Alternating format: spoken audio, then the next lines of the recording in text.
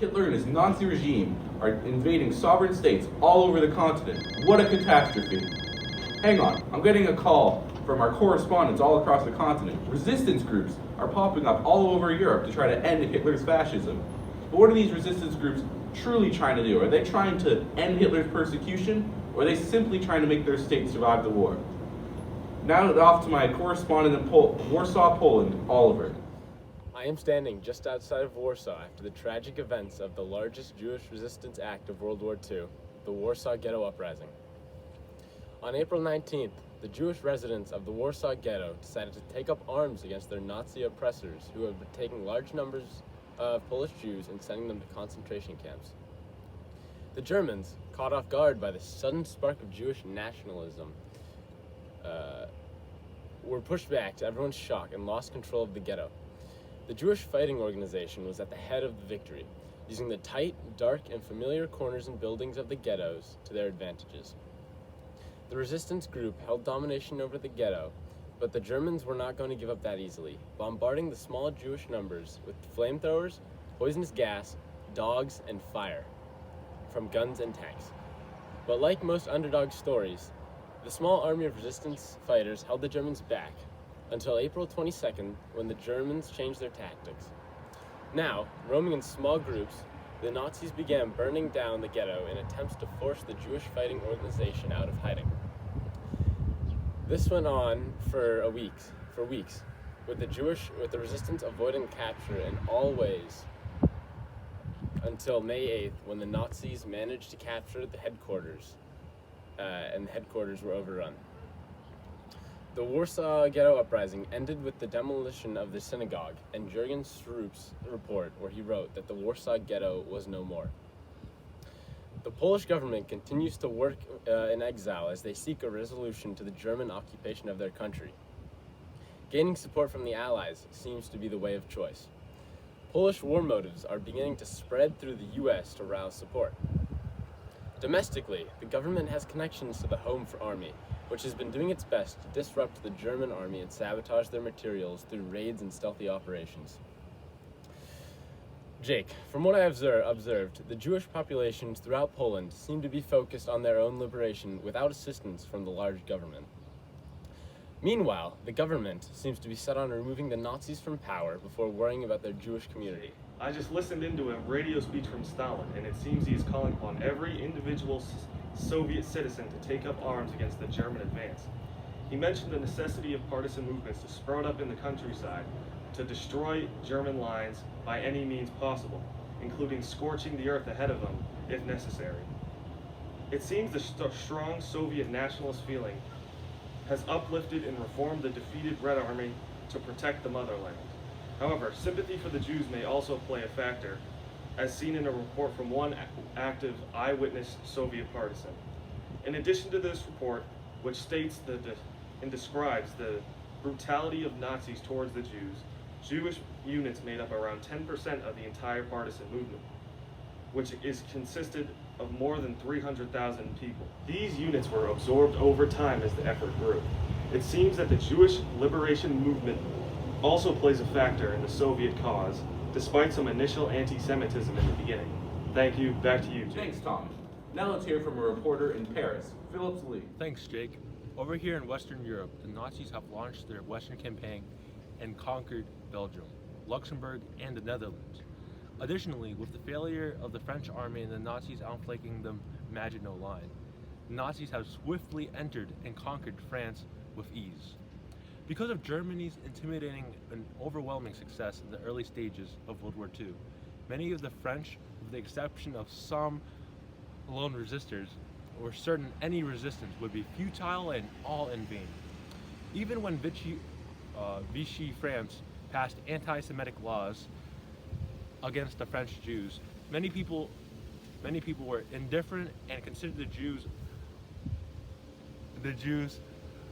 Jews' problem as a secondary matter in comparison to getting their own country back. However, over time, the morale of the French would increase, and their fight of resistance against the Nazis and Vichy government, along with saving Jews and other persecuted ethnic groups, would arise. Although France was now under the control of the Nazis and their puppet, the Vichy government, in the French village of Les Chambon-sur-Lignon, despite the Vichy government's anti-Semitic laws, the villagers went out of their way to provide refuge for anyone who was trying to flee from the Vichy authorities and the Germans.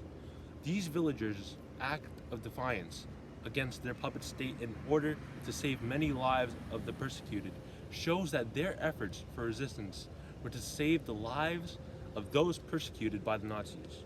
With their efforts, they saved 5,000 people, and among them were 3,500 Jews. Prior to World War II, Lucy Auerbrecht was a Catholic and a schoolteacher married to a Jewish engineer named Raymond Auerbrecht. Lucy Auerbrecht joined the French resistance as a fighter against the Nazis and Vichy government. Even when Lucy was pregnant, she still was partaking in planning raids to save her comrades. When her husband Raymond and her other comrades were captured by the Nazis and were awaiting the death sentence, Lucy devised and executed a plan to free them. Although Lucy joined the French resistance to win back France from the Nazis and Vichy government, her dedication to save many Jews allows her perspective in the resistance to be one that was both focused on saving Jews and liberating the state. Justice Rosenberg was a Polish Jew from Danzig who was sent away to Paris by his parents for both his safety and his education. Around this time, prior to the fully established Nazi regime, many Nazi supporters and fanatics expressed their brutality and violence onto many ethnic groups. When World War II broke out, Justice moved to southern France and became both a spy and a scout. However, later on, Justice became a recruiter for the French underground and also conducted intelligence on the Germans. By the time of the Normandy landings, Justice became a guerrilla fighter and helped allies in their invasion to liberate France. Thank you. That is all. Back to you, James. Down here in Belgrade, the capital of Yugoslavia, two resistance groups have emerged to combat these foreign invaders. On one side, we have the monarchist Chetniks, the army remnants headed by Colonel Miljakovic, and on the other side, we have the partisans, headed by Comrade Joseph Tito.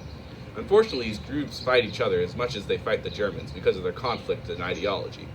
You see, the Chetniks are monarchist supporters who want to re-establish their king, Peter II, to the throne.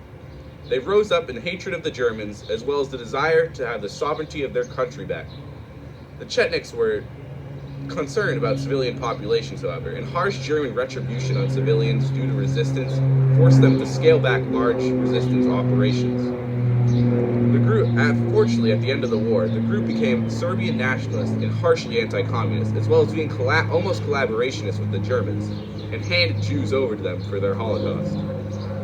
On the other side, the partisans rose up much later after the initial invasions to end German occupation and create a socialist Yugoslavian federation.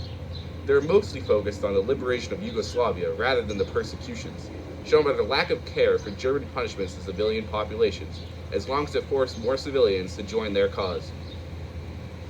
The partisans liberated Jewish camps to both rescue them and recruit them to their cause, which they often did because of the lack of anti-Semitic institutions within the partisan army.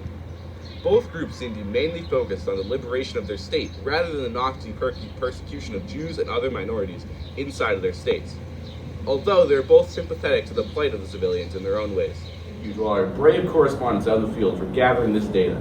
It seems that the national resistance movements of all these occupied territories are primarily focused on the liberation of their states, but are using Jews and other persecuted people to fill their ranks as mutual allies in the end to Hitler's fascism. Thank you. This has been Breaking News.